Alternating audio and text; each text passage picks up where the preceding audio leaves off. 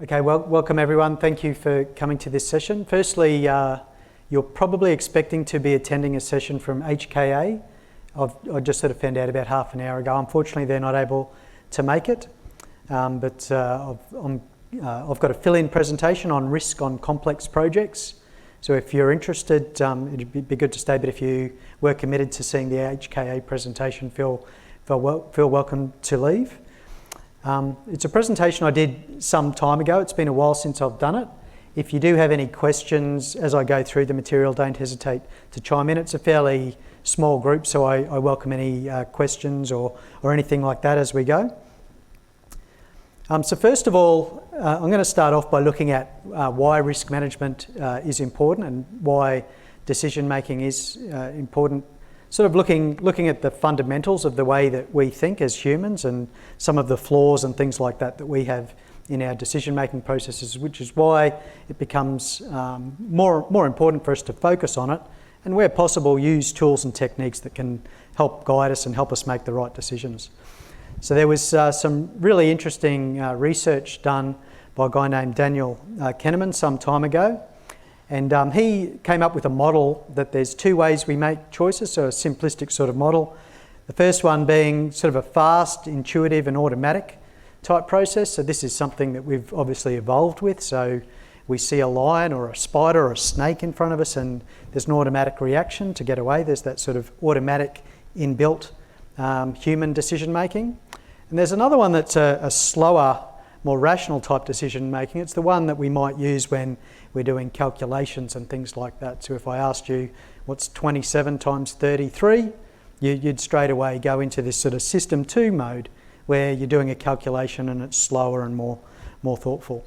And what their research did was they found that our minds are flawed with errors and bias. And this is particularly evident when we're dealing with risks and problems involving probability and statistics. So the more complex it is, the more limited we are in our decision making is what it's telling us. Whereas the more simple it is, we're still flawed and have biases, but it's less prevalent. So you can imagine if we're doing complex projects, then this is something we really need to be thinking about. Complex projects aren't something that we sort of evolved doing. This is something that modern society has brought on us. So it's really good for us to be aware that we might have limitations in that type of environment. So in the book was actually an international bestseller, Thinking Fast and Thinking Slow. And I don't read many books. I like numbers. I don't really like books much, but this was one book that I did find really intriguing, and it's almost like a business case for project controls and risk management because it just helps highlight some of the limitations we have with decisions. So I guess I'll start off by asking you all a question, if you don't mind a little bit of interaction. Firstly, just looking at this diagram, there's two squares that are shaded, that have markers on them, A and B. Which of those two squares do you think is darker of the two squares, A and B?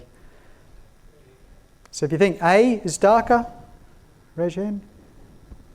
Anybody think B is darker?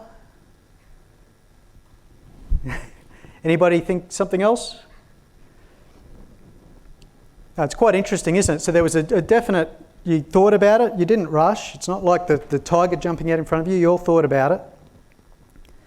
But it's quite interesting, A and B, those squares are actually the exact same colour. So I've just put some monotone stripes in there, and even when you look at those stripes, it almost looks like the shade changes, but it's just a mental trick that our minds have done something. Because they've seen the cylinder there, they've interpreted that B is in the shade and somehow counteracted it and caused almost everybody to come up with the wrong answer. And this is like just a really, really simple little problem. So you can imagine when things start to get more complicated, our funny biases and some of the things that our brains do that we're not even aware of can have a huge impact on the decisions that we make. Yeah, so the idea being a complex project, any project really, it's going to be at play, but particularly a more complex project, it's going to have a far more prominent effect, and we're going to make cognitive errors, just like all of us made then, I made, and I haven't met anybody who hasn't made that mistake. So these biases that we have in decision making, there's hundreds of them which have been tested and verified in this book. Some of the common ones that I've included here, just because these are ones that to me reminded me of lots of scenarios that I've been in on projects. So firstly, anchoring, which is described as clinging on to an irrelevant piece of information such as a number. And the most common one where I've seen this is like an estimate or original estimate that might be for a project that quickly becomes irrelevant. The scope changes, the circumstances change, the context changes. But it's quite common for people to remain attached to a particular number and to try to drive a project towards a particular number. Framing is another one, so considering issues based on how they're framed and formulated.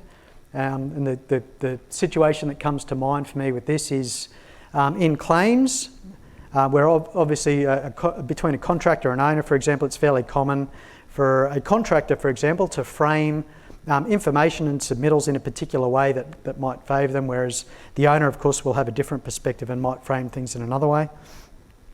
Fundamental attribution error is the tendency to blame others when things go wrong. It's quite interesting. You know, we see people do this and we think it's so wrong. There's actually studies that have proven this is part of human nature. There's something about the way we've evolved. When things go bad, we naturally blame other people. When things go well, we naturally try to attribute it to ourselves. So it's just really good to be aware of these sorts of things. Loss aversion, so this is a very common one as well. So responding more strongly to losses than to gains. So if you've got a scenario where you've got an opportunity to pursue a project or to do something where there might be more than likely a really positive upside, but a slight chance that the project could fail and you lose money, this loss aversion might cause us to avoid that project altogether, even though it's expected to give us a positive outcome. And lastly, herding, doing what everyone else seems to be doing. And the reason this is interesting, I think, is because with maturity advancement and technological advancement and things like that, a lot of what we're doing is trying to help people change, help people move away from what's being done in the past. And if we're mindful of this, it can help us in a number of ways.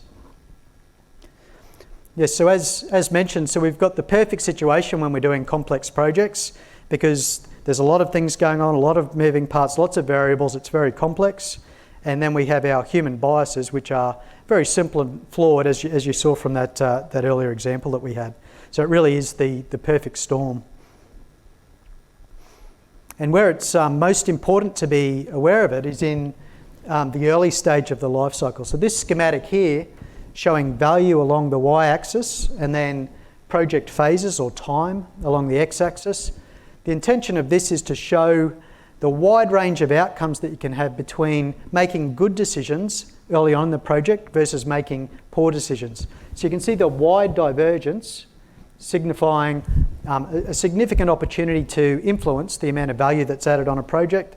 Whereas once we get past phase 3 and we go into execution in phase 4, our opportunity to add value to the project or reduce cost is quite limited. It's more around productivity and earn value and some of those sorts of things. So the whole idea being, during that value identification phase, it's really important that the decisions that we're making are objective and not subjective as much as possible, trying to overcome our biases, doing things the way we've always done them and being open to a better way of doing things so that we can head more towards the upper end of that value curve. So most of what I've explained so far is really why we do it. So it really is something just to help us improve our own decision making. I'm now going to go over a couple of points. Once again, a very brief summary of what risk management is. And it really is thinking probabilistically. So going away from that sort of binary, it's either happening or it's not, to understanding that the majority of things on a project, particularly a complex project, we don't know exactly how it's going to play out, whether it's going to happen and what the consequences are going to be. So we think, instead of thinking it's going to happen or it's not, we think there's a range of possible outcomes, and that's shown as either a cost or an estimate outcome versus a probability along here. And there's a lot of statistical terminology that's often used particularly when we do quantitative analysis, and they're usually used to describe the central tendency or the centre of a data, or the average, if you like. And the second expression that we use is to describe the amount of spread, so the amount of volatility in something. So there's, looking at the statistical terms, most likely, as you can see, is at the peak. That's the event that might happen most often. There's P50, which is commonly used in estimates and budgeting for projects, which is the median, which is saying 50% of the time the cost or the schedule will come under, 50% of the time it'll go over. And what's important to recognise with that is that when P50, it sort of intuitively it sounds like a good number, it sounds like an average number, but the reality is it's not, because in engineering projects, the downside, when it goes wrong, it can go wrong a lot worse than it can when it goes good. So even though P50 is in the midpoint, the ones that do go well, or when it does come under cost, it will save money by a little bit, will save schedule by a little bit. But when it does go over, it goes over a long way, right? Which is this skewed distribution, meaning that our average, which you can see the next dotted line, is a lot larger than the mean. And the reason this is important is because in projects, often before they're initiated, different measures will be used depending on this distribution for how much budget or how much schedule will be given to a project. So worst case scenario, you get P50, which is less than the sort of expected budget or the expected duration. As we get more mature with dealing with risk and understanding the statistics, project teams should be at least looking to have the mean, and then possibly even adding some buffer there for just to give the project a bit of resilience.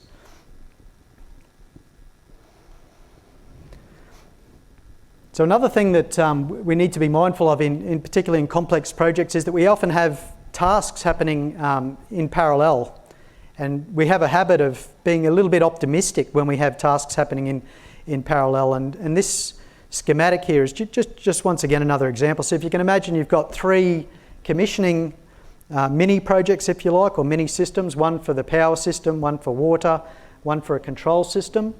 Imagine that those 3 mini projects, if you like, are all being done in parallel, and imagine you're the project manager, and each of the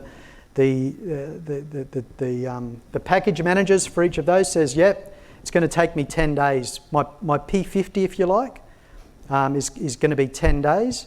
If they were to tell you that, all 3 of them were to tell you that, and the milestone that you worried about was to start system commissioning, which was at the end, what do you think the probability would be that you'd be ready to start at the end of day 10, ready to start on day 11? Do you think it'd be around about 50%? Much less? Yeah, so it's much less. And this is something that often we don't really capture, and it can be very easy. If you're building a schedule the old-fashioned way, just with tasks, it can be really easy to line up those 3 10-day tasks without allowing enough buffer, and then set an expectation to everybody that system test or system commissioning is going to start on day 11. Yeah, so the reality is you have that distribution on each of those 10-day tasks, and the probability comes down to 12.5%. So it really quickly comes down, because it's whichever one that's late winds up driving your schedule. The one that comes early doesn't really help you much. So the more complicated the project, the more of those parallel streams you have going, the more the project manager's going to be relying on others to feed up. So it becomes really important to allow that buffer or that contingency for those ones that are going to come late. There's wonderful statistical tools, integrated cost and schedule risk analysis tools that can do a lot of all of this for us. But until we realise some of the traps of using the old-fashioned deterministic way in Gantt charts, sometimes we don't quite realise why it's such a valuable tool. And so the next one, the next topic is contingency, and I touched on this a little bit before. Once again, using that standard sort of skewed distribution, which something like that is fairly typical of any sort of engineering project that you do. The only difference is the more complex it is, the more it spreads out. The idea is that when we do establish a budget, which, as I mentioned, should be at least based on the mean or the average plus a little bit, we'll typically go for a confidence level, which is using these the P terminology. So ideally you'd negotiate with management or have an agreement with management that the schedule and the cost plan was to be to a confidence level of 80 or 70 or whatever that number is, and then agree to allow contingent resources to give you 70% likelihood to finish that project on time. So, so many projects, even still now, obviously, it's not done like that. Contingency will be an arbitrary amount. The finance manager will say, that's too much, you've got too much padding, and the project manager will be saying, I haven't got enough, and it tends to be, more of a verbal stoush. But if we can start to quantify things and use quantitative tools, it can make that conversation a lot more rigorous and a lot more meaningful, particularly when we start to talk about big complex projects. We also need to think about levels of contingency and levels of risk. So when you've got a program or a complex project, there's different risk mitigation that can be done at different levels. So your work package owner might need a bit of contingency in case they do discover underground services or something that they weren't expecting, or they do need to drill an extra hole or put in an extra post. So there can be contingency at that level.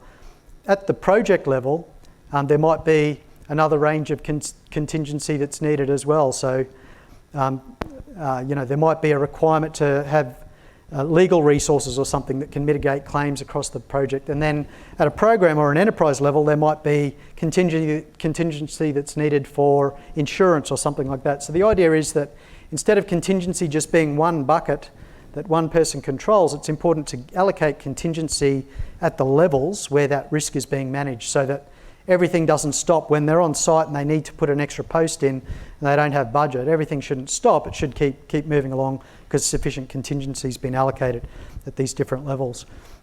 And by allocating contingency at the higher levels, we can actually save a lot of money. This metric here is from the Grattan Institute report in 2015, which looked at our transportation projects, road and rail, and looked at the amount of budget that was required because all of the contingency was being allocated at project level.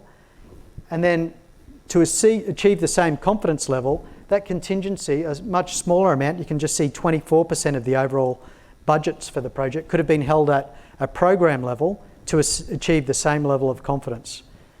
So for example, if every single project had a contingency bucket for contamination or asbestos or something like that, and was stacking up the funding, instead you could hold the contingency at a program level, using some rule of thumb, that 1 in 3 projects hits the contamination issue or whatever, and hold a much smaller level of funding and still have the same confidence level across the portfolio. And of course, you're not tying up anywhere near as much funding as you would be using the simple project by project approach. So there's just a very few examples of what risk management is at a high level on projects and program management. Next, I'll just share with you 5 key tips that I have primarily from systems engineering projects that I've done, where the uncertainty tends to be a little bit higher. So in summary, the 5 suggestions that I have is firstly to measure what matters. So on complex projects, you get lots more information and lots more data. And it's really important to identify what it is that really matters, what are the metrics that you want to measure. Secondly, making it safe to fail. And all that means is letting teams know that they're able to make decisions in an uncertain environment and not be punished if they're wrong, as long as there's a robust process shown for making those decisions.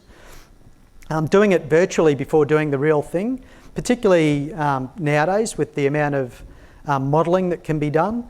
Modelling in terms of tools like BIM and integrating BIM with planning and scheduling software, but also in risk analysis tools. So integrated cost and schedule risk analysis tools give us ample opportunity, particularly early in the project, in that that inception stage, value engineering, optioneering stages.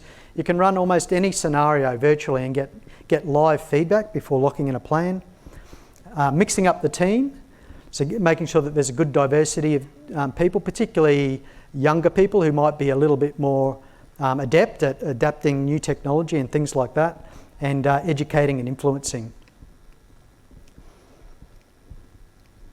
So as mentioned, the first tip, measuring what matters, looking at integrated processes and information and data, what information we need. So typically this will be based on the values of your project or your organisation. So most often it's cost and schedule because everyone cares about profitability. But there's also a lot of other factors that could be at play. Could be safety, for example, community and reputation and some of those things. So typical ones: profit, health and safety, reputation, social community and environment. But obviously that's what it might be for somebody performing an infrastructure project. If it's a software developer creating an app or a game, they might have a completely different profile. They might be interested in innovation or new concepts or something like that. Once these value categories, or once we've worked out what it is we care about, it's really important then to map that out against different criteria and effectively say, okay, so how much do we care about that criteria? And one of the best ways to do this is through the risk matrix process. So through those categorisation processes, you're able to understand with the team, particularly senior management, okay, when we say catastrophic and we're talking about health and safety, what does that mean? Does that mean somebody has a trip and a fall, or does that mean that somebody's killed and permanently injured, or whatever it is? But going through that process, teasing out and making sure that there's a common understanding with senior management as well as the project team. What do all of these categories, so catastrophic, major, moderate, what do they mean in the different contexts? So from a financial perspective, from a health and safety perspective, from an environment perspective, etc. And the great thing about doing this, it really sets the project team up for success, because suddenly they have a very rough order of magnitude type compass of how much money they should be spending to reduce the risk of this type of accident and things like that. So if they're applying different protection around a level rail crossing, for example, guides like this can be very helpful in understanding, okay, do we keep going or have we done enough? Should we now spend that money elsewhere?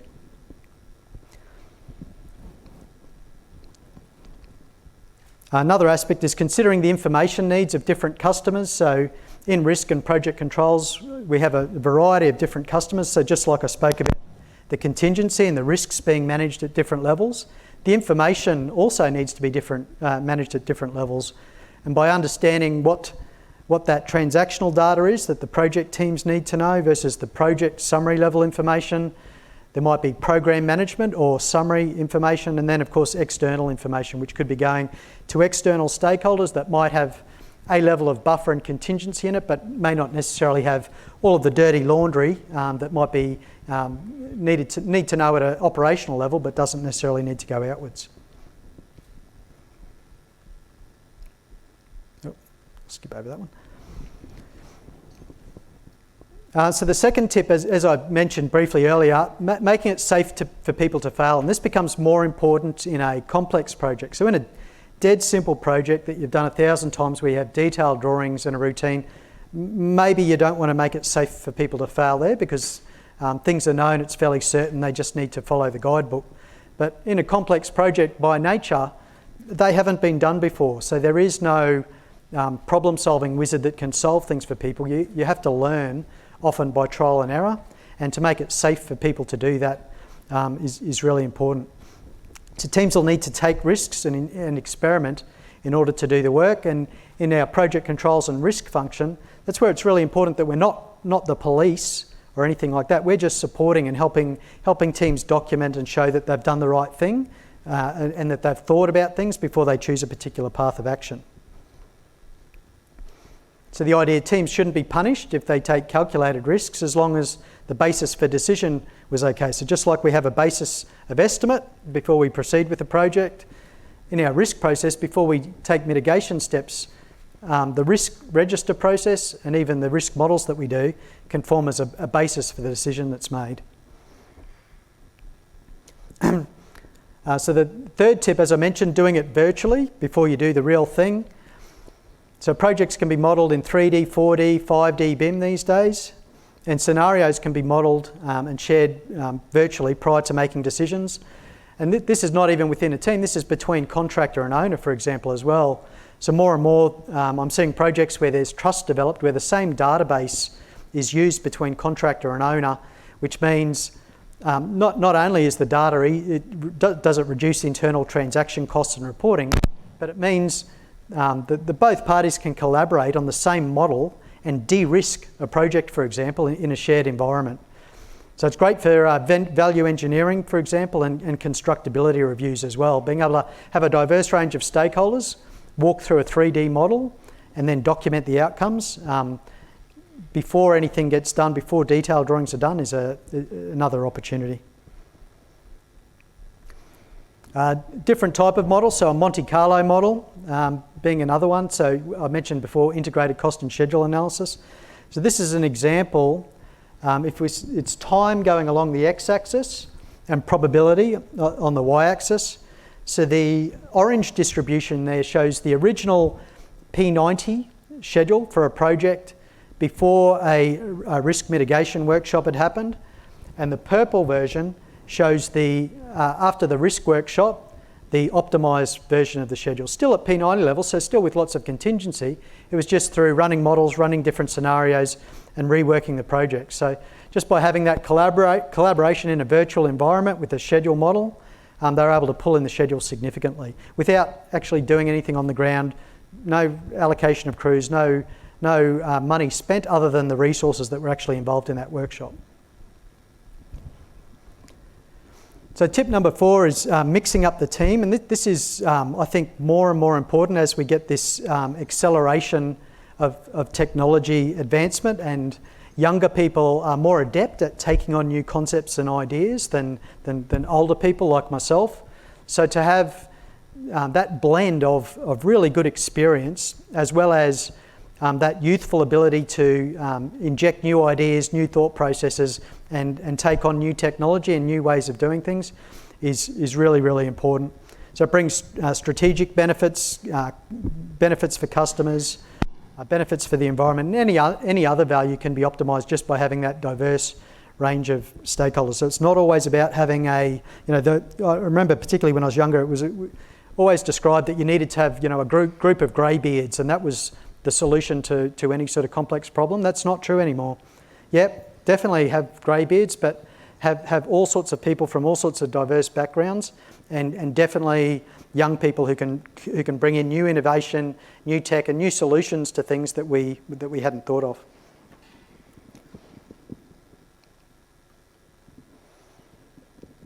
And lastly, this is probably the toughest one: is educating and influencing. So this gets back to the presentation this morning, talking about the people being one of the key components. So all of this, these concepts are great ideas and nice in theory, but if people don't understand, if they don't see why and understand the benefit of it, then it's never going to get any traction. And one of the challenges is that so much of what we do in risk analysis is very technical in nature, and a lot of people are time poor, and the decision makers are time poor, so becoming more effective at somehow educating these people, influencing them, not just the decision makers, but also project teams and things like that, so that the capability and the competency is up to date. And also recognising that as things change and as the rate of change continues to increase, it's all about lifelong learning. It's not like you do a risk course and then you'll be good to go for the rest of your career. It's continuous updates, just so that we're aware of the latest evolutions.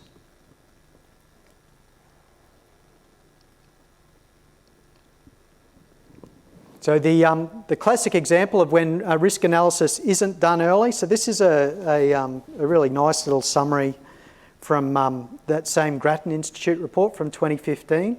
And it uses as an example, I mean, I do like picking on politicians, but I'm not trying to pick on politicians here. But this example is significant because it shows what happens to construction projects when they're announced by people with good intentions, but that risk analysis hasn't been done at the front end. And what it shows, if you look at the darker brown at the bottom, so that shows the proportion of projects with a cost announced prior to a budget commitment. In other words, an announcement has been made prior to the budget being committed, so that first little bar.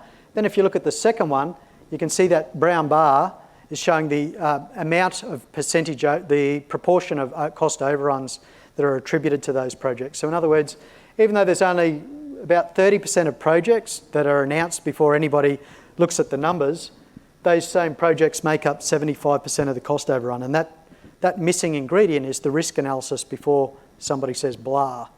So it's a tremendously valuable step in any project, but this is a really good metric because we're talking about billions of dollars on very large projects here.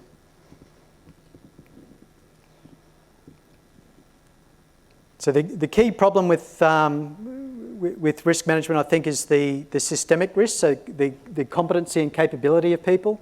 So when you looked at that original square earlier on, I'm sure that all of you, like I, were super confident that we picked which one was the darker shade than the other. So that's one of the things. We're often quite blind to our own biases and the way we make decisions. So that competency and capability, developing that within teams is really important.